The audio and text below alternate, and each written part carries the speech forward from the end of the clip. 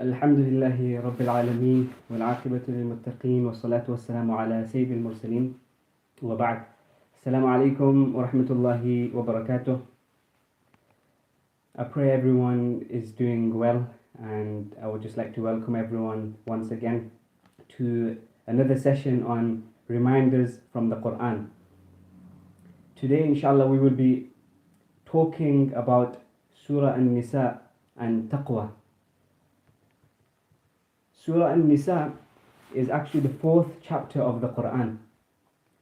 Many of us would have already recited it in Taraweeh prayers, those that are aiming to complete the whole Quran and those that are Huffaz of the Quran. This is the fourth chapter of the Quran, and it means, An-Nisā means the women. So this is the chapter of the women.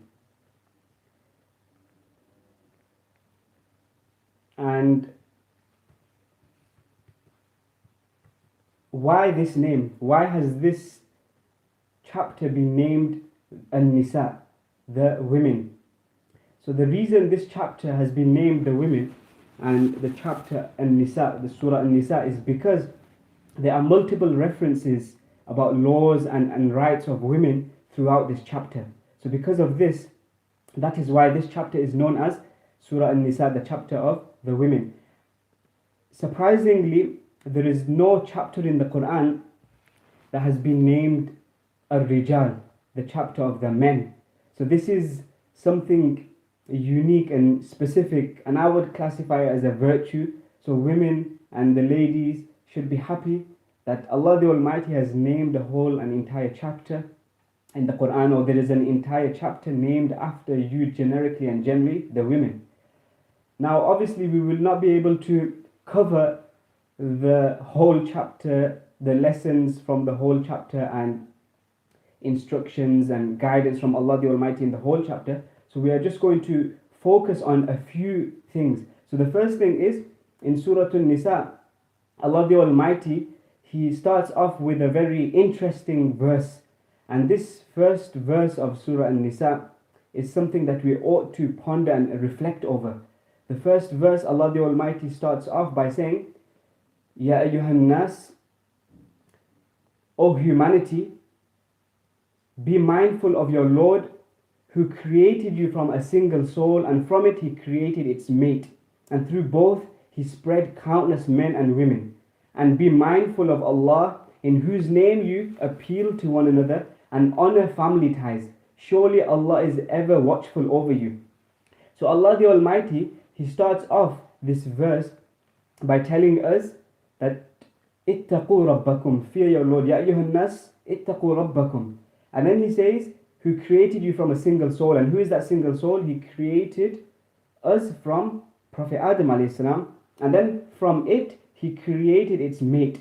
And whose its mate, i.e. the soul's mate, is Adam alayhi salam's wife. What we would call, or who we would call in English, Eve, Hawa alayhi salam. And then through both He spread countless men and women. So through Prophet Adam and his beloved wife, obviously humans and the progenies, they started off and they were created, and now we are in the century and in the era we are in now, and there's obviously millions and billions of people that have passed and have come since then. And then Allah tells us, be mindful of Allah. Be mindful of Allah, in whose name you appeal to one another. And what does this mean? So Allah is telling us once again that fear Allah, fear Him, in whose name you appeal to one another, i.e. fear Allah in whose name you ask each other for your rights. So when you owe a right to someone, or someone owes a right to you, whether it is your parents and you owe rights to your parents, whether it is your spouse and you owe rights to your spouse, then this specific part of the verse is saying, fear Allah in whose name you ask each other for your rights. And in whose name are you asking for your rights? Is in Allah's name. So basically fear Allah in His name. And then another very important point Allah mentions is, and honor family ties. And this is very important. Surely Allah is ever watchful over you. So if we see this verse, Allah the Almighty, He tells us to be mindful. This is the important part. Be mindful of your Lord. And what is this word in Arabic? Allah uses the word ittaqū. So, Ya ayyuhan nasu ittaqū rabbakum, be mindful of your Lord. So basically, the word that is of essence is here is ittaqū, which comes from taqwa. And taqwa, what does taqwa mean? Taqwa means fearing Allah, so the fear of Allah. Taqwa also means piety, or it could also be translated as piety. You could also translate it as God consciousness. So basically, when a person is God conscious, you can translate it as being cognizant of Allah. So being aware that Allah is around, Allah knows what we are doing. The quality of self-restraint. Taqwa also means self-restraint. Now, taqwa is a very deep, profound word. So basically, it cannot be translated just as one word in English, because it is a word that is very rich in meaning. So that is why I have mentioned all these different kind of translations, if you want to call them translations. And in essence, scholars mention that taqwa is a shield that comes between a person and what may harm his spirituality. So it is a shield between us and what may harm our spirituality, what may harm our connection with Allah the Almighty. So it's all about being aware of Allah. Before doing anything, you are aware that Allah is watching and you are accountable to Allah the Almighty. So this is the main thing. Now, when we look at this verse, this first verse that we have looked at, and I translated as well, and I also explained briefly the translation, and I have put it on the slide once again. So this first verse is surprising, because if we look into a hadith, narrations by the Prophet Muhammad sallallahu alaihi wasallam, we come to know that when the Prophet sallallahu alaihi wasallam delivered sermons on specific occasions, then he mentioned this very first verse of Surah An-Nisā. And not only did he mention it in verses, in sermons generically, but specifically if we look at the nikah sermon, when the Prophet sallallahu alaihi wasallam, he conducted a nikah between a male and a female, then he also delivered a sermon. And it has been established from the Sunnah, and narrations are mentioning and they suggest that the Prophet ﷺ, he mentioned this specific verse at the time of nikah. So basically, why did he mention this verse? Because it has the mention of taqwa. And not only did he mention this verse at the time of the nikah sermon, but when we look into the marriage sermon of the Prophet Muhammad ﷺ, then we come to know that there are two other verses from the Quran that the Prophet ﷺ mentioned, and in total 3 verses. So the first verse that he mentioned in the nikah sermon is, O believers, be mindful of Allah in the way He deserves, and do not die except in a state of full submission to Him. So basically, Allah the Almighty is mentioning, Ya ayyuhan nasu taqur, Ya ayyuhal ladina amanu taqullaha haqqa tuqatih. Be mindful of Allah in the way He deserves, and وَلَا تَمُتُنَّ إِلَّا وَأَنْتُمْ مُسْلِمُونَ, and do not die except in a state of full submission to Him. So this is the first verse he mentioned on the occasion of nikah, on the occasion of delivering a sermon at a nikah ceremony. The second verse he mentioned is the verse that we have mentioned, which is the first verse of Surah An-Nisā, which we obviously briefly translated and we heard a brief commentary on. So that's the second verse he mentioned during the nikah sermon, and this is chapter 4, verse 1. The third verse he mentioned on the occasion of nikah, on the occasion of delivering the nikah sermon, is chapter 33, verse 70, which is, Ya ayyuhal ladhina amanu taqullaha wa qulu qawlan sadida. O believers, be mindful of Allah and say what is right. Now, the question arises, nowhere in these verses is there mention of nikah. Is there mention of a husband and a wife, or a male and female as such, where they are coming together in a union, in a bond, or they are bonding and connecting? So why did the Prophet Muhammad ﷺ on the occasion of delivering a nikah sermon mention verses that have no mention of nikah, that have no mention of marriage? Why did he mention these verses? So the reason he mentioned these verses is because there is mention of taqwa in these verses. There is mention of fearing Allah, being God conscious, being aware of Allah.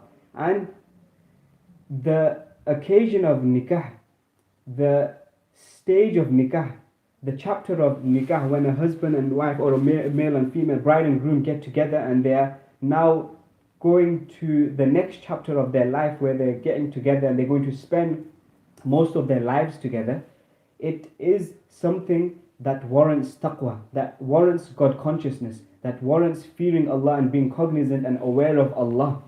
Because there are times where when husband and wife will be together, they will have to make serious decisions in life. They may get into arguments, they may get at loggerheads, etc., etc. So they need to fear Allah, because they will owe each other so many rights that probably no other relationship in terms of closeness, in terms of proximity, will you find as many rights. So obviously we owe rights to our parents, we owe rights to our brothers and sisters, we owe rights to our family members, but you are not with your parents 24/7 more than likely. And the bond between husband and wife is a very intimate bond where even at night they are together as well.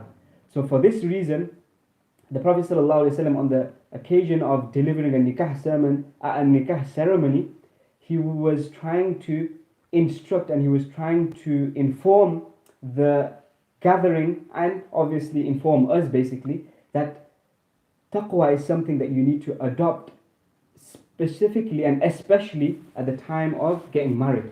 And obviously more generally when we take these verses more generically.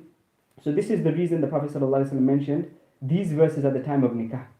Now when we look at taqwa, taqwa is the purpose of all acts of worship. It's not just nikah. Taqwa is the purpose of all acts of worship. If we look at Sawm, for example, fasting, and we are in the month of Ramadan, alhamdulillah, the main purpose of Sawm is to adopt taqwa. Allah the Almighty mentions in chapter 2, verse 183 of the Quran, O believers, fasting is prescribed for you. Ya ayyuhalladhina amanu kutiba alaykum as-siyam, as it was for those before you. Kama kutiba ala alladhina min qablikum. Why? Why was fasting prescribed for those before us and why is it prescribed for us? So that you may become mindful of Allah. لَعَلَّكُمْ تَتَّقُونَ, so that you adopt this quality of taqwa. So fasting, the purpose of fasting is so we adopt the quality of God consciousness. So this is the outcome and this is the purpose and this is the aim of fasting. So that avoiding eating and drinking, avoiding fulfilling our lawful sexual desires, we are obviously tested. So basically we are adopting this quality of self-restraint within us so that when we are not fasting outside Ramadan or at night time, for example, then before we do anything, the first question that comes to mind is Allah happy with what I'm about to do? Is Allah happy with what I'm going to do? So this is the question we ask ourselves. Not only is taqwa the purpose of Sawm and fasting, if we look at the other 5 pillars of Islam, if we look at Salah, if we look at Zakah, if we look at Shahada, if we look at Hajj as well, then Allah the Almighty, through multiple verses in the Quran, He directs us, He indicates, and He alludes to the fact that the main quality for these acts of worship is taqwa. So if we look at Salah, Zakah and testification, then we look at chapter 2, Surah Al-Baqarah, verse 2 and verse 3 of the Quran. Allah mentions, ذَلِكَ الْكِتَابِ, this is the book, i.e. the Quran, لَا رَيْبَ فِيهِ, there is no doubt about it. هُدًى لِلْمُتَّقِينَ, a guide for those mindful of Allah. And who are those? الَّذِينَ يُؤْمِنُونَ بِالْغَيْبِ, who believe in the unseen, who believe in Allah without seeing Him, establish prayer. So the muttaqeen and those who adopt this quality of taqwa are those who establish prayer, those that donate from what we have provided for them. So this is also an indication to zakat as well, because this is obviously a form of compulsory charity and a form of compulsory donation that we have to give. So even in here, Allah the Almighty, He mentions that it is a guide, the Quran is a guide for those that are mindful of Allah. And who are those that are mindful of Allah? Those who believe in the unseen, those who establish prayer, and those who donate. And then when we look at Hajj, Salah and Sawm as well, then there's another verse where Allah the Almighty tells us that the purpose of Hajj, Salah, Sawm, etc. is to adopt this quality of piety and God consciousness. So Allah mentions in chapter 22 verse 32 of the Quran, and whoever honors the symbols of Allah, وَمَنْ يُعَظِّمْ شَعَائِرَ اللَّهِ فَإِنَّهَا مِنْ تَقْوَى الْقُلُوبِ, it is certainly out of the piety of the heart. So taqwa is the purpose of all acts of worship.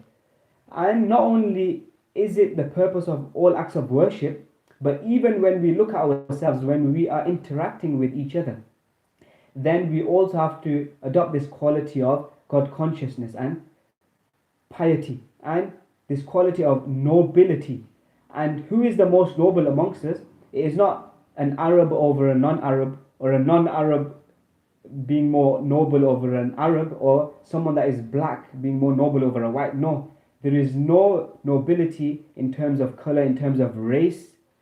Allah the Almighty tells us this in chapter 49 verse 13 of the Quran, that, "O humanity, indeed we created you from a male and a female and made you into peoples or nations and tribes, so that you may get to know one another. Surely the most noble of you in the sight of Allah is the most righteous amongst you." So basically Allah says, "Inna akramakum indallahi atqakum," that the most noble amongst you in the sight of Allah is the most righteous amongst you. And this is, again, Allah mentions atqakum, the word atqakum in Arabic, which also comes from taqwa. So the most noble from amongst us is the one who has this quality of being the most righteous, and righteousness, this quality of righteousness. Now taqwa, and I'll finish off with this, and I won't take further time of yours inshallah, can be understood from a comprehensive explanation of Ubay ibn Ka'b. Ubay ibn Ka'b radiallahu anh was a great companion, and upon one occasion he was actually asked by the second caliph of Islam, Umar radiallahu anh. Umar radiallahu anh asked Ubay ibn Ka'b, "What is taqwa?" He says to him, "What is taqwa?" So what did Ubay ibn Ka'b say? Ubay ibn Ka'b, rather than responding and answering the question, Ubay ibn Ka'b, he asked Umar ibn al-Khattab radiallahu anh a question. He said, "Ama salakta tariqan dha shawkin?" Have you ever walked a path that is full of thorns and prickles? So have you gone through a pathway which is full of thorns and prickles? So Umar radiallahu anh replied by saying, "Yes, na'am, many a times, bala, why not? I have." So then Ubay ibn Ka'b then asked Umar radiallahu anh, "Fama amilta, what did you do when you walked such a path where it is full of thorns and prickles? What did you do, and how did you go through such a path?" So Ubay ibn Ka'b, he responded by saying that shammartu wajtahattu, that I gathered my clothing so they don't get caught up in the thorns and the prickles and in the nettles, etc. I gathered my clothes and I was very careful when I walked through that path. So this is how I walked through such a path. So Ubay ibn Ka'b then said that this is exactly what taqwa is. فَذَلِكَ التَّقْوَى, that is exactly what taqwa is. That a person, he lives his life focusing on the straight path, focusing on Allah the Almighty, that he needs to reach Allah the Almighty in everything that he does. He needs to keep the pleasure of Allah at the forefront of his mind, that it is all about keeping Allah happy. And you're living life like that. Everything that you do, you're living life with this thought in mind, where you be careful that you don't get trapped into the thorns and prickles of life. And what are the thorns and prickles of life? The thorns and prickles of life are basically the traps of Satan, the evil things, the evil deeds, the sins, our nafs, the traps of our nafs, and the traps of our evil desires, etc. So all these evil things are the thorns and prickles of life. And this is exactly what we need to avoid. So we go on the straight path, we tread the straight path, the Sirat al-Mustaqim, all the way to Allah the Almighty, focusing on the pleasure of Allah the Almighty in everything that we do, and we avoid these sins, we avoid hurting each other, we avoid attracting the wrath and anger and displeasure of Allah. So this is exactly what taqwa is. I pray Allah the Almighty give us the ability to understand the importance of the lessons that we learn from the Quran. I pray Allah the Almighty give us the ability to understand the importance of taqwa, and I pray Allah the Almighty give us the ability to adopt this important quality of taqwa in our lives. I pray Allah give us the ability to act upon everything that is to be said. Just like to thank everyone for tuning in. I hope everyone benefited. Jazakumullahu khairah. Wa akhiru da'wana alhamdulillahi rabbil alameen.